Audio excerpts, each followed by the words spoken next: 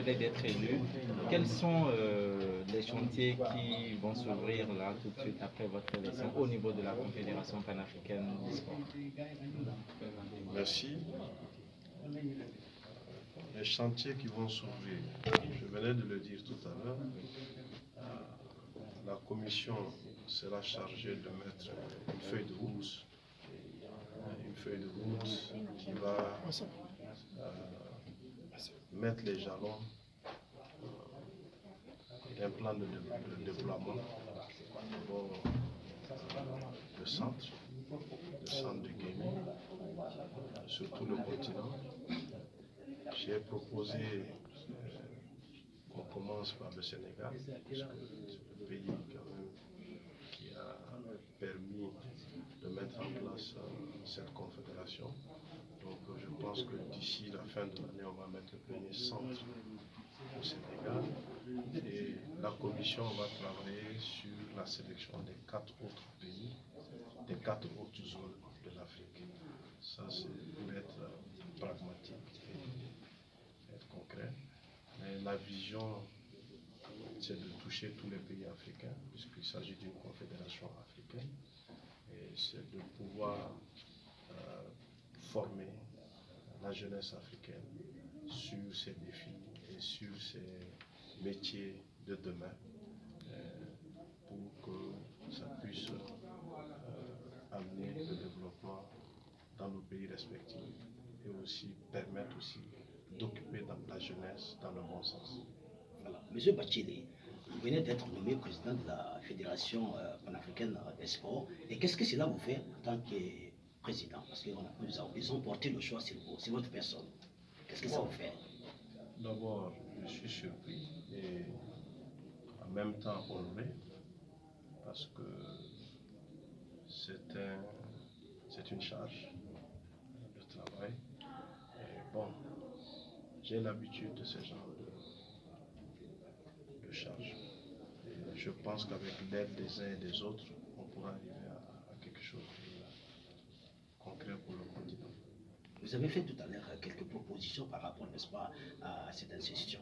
Est-ce que pouvez-vous revenir sur ces propos, sur voilà, ce que vous comptez faire, n'est-ce pas, à la tête de cette institution? Bon, ce que on va s'atteler à faire, c'est de pouvoir d'abord démocratiser l'accès au gaming, parce que vous savez que le gaming, il y a pas mal de contraintes. Le gaming, c'est d'abord l'accès. Aussi, une autre chose, c'est l'équipement. Autre chose aussi, c'est les moyens de paiement. Je pense qu'avec l'aide des uns et des autres, parce que tout le monde a gagné, y compris les opérateurs, les sociétés d'infrastructure, les citoyens, chacun va devoir jouer un rôle. Nos États, les différentes structures publiques. Et puis, c'est quelque chose qui pourra permettre de mettre en place un environnement éducatif pour la population africaine.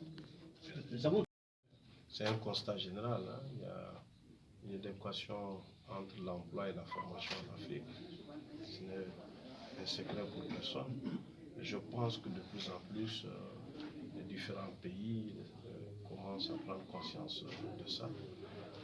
C'est pour cela qu'il va falloir travailler à diriger les jeunes sur ces métiers de demain. Parce que la plupart de ces métiers, ce n'est pas ce qu'on a aujourd'hui.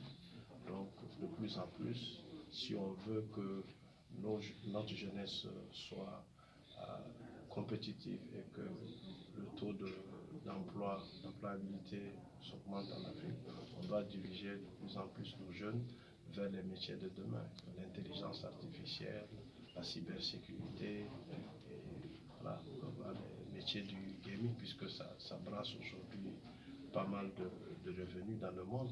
Donc, c'est un choix que chaque pays ou chaque organisation devra faire pour qu'on puisse arriver quand même à donner des emplois décents aux jeunes africains. Merci. Le monde du gaming, c'est que le gaming dépend beaucoup plus des éditeurs. Et ces éditeurs ont des licences avec la FIFA, la NBA. Tout à l'heure, d'ailleurs, je discutais avec un dirigeant de la NBA. C'est qu'ils peuvent accompagner aussi. Aujourd'hui, Dieu merci, on a accès à ces gens-là. Mais il faut savoir que dans le cas du gaming, c'est plus les éditeurs qui ont leur mot à dire. Donc, un travail va être fait vis-à-vis des éditeurs. Et ces éditeurs aussi, qu'est-ce qu'ils veulent? Ils veulent qu'il y ait un marché, pas un marché fragmenté. Il faut que nos États puissent se mettre ensemble pour créer l'accès, pour créer les moyens de paiement, pour que les éditeurs soient intéressés à venir de plus en plus sur le continent. Parce qu'il n'y a pas de secret. Hein. Quand vous créez un marché, les gens viennent. Donc, c'est ce marché qu'on devra créer pour que, à travers ce marché-là, qu'un écosystème puisse se mettre en place pour que tous les intervenants de ce secteur puissent y trouver leur compte. Tout en Afrique, il n'y a pas de secret. Chacun le constate, même avec ses enfants. Moi, à la maison, je vois que ma femme, chaque fois, est obligée de retirer les tablettes aux enfants. Elle donne que le week-end. Donc, ce n'est pas un secret pour personne. C'est quelque chose qui croît tous les jours, mais ça a besoin aussi d'être encadré. C'est pour cela qu'il va falloir quand même qu'on pousse plus vers le côté éducation du gaming.